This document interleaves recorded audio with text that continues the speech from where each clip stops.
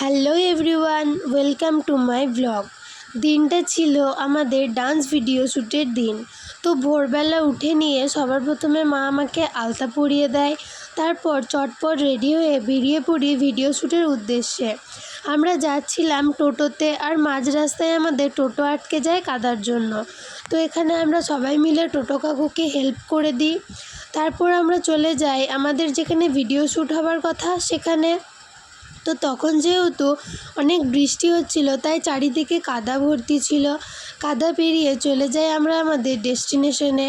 আর সেখানে video shoot হয়ে যাওয়ার পরে চলে আসি আরও একটা মন্দিরে ভিডিও শ্যুট কমপ্লিট করার পরে আমরা বেরিয়ে পড়ি বাড়ি ফেরার উদ্দেশ্যে। কারণ আমরা সকাল থেকে বিকাল পর্যন্ত শ্যুট করে প্রচণ্ড টায়ার্ড ছিলাম। আর টায়ার্ড থাকার সত্ত্বেও তো আমরা কিছু কম মজা করিনি। আর বাড়ি ফিরে দেখি আমার পায়ের অবস্থা প্রচণ্ড খারাপ।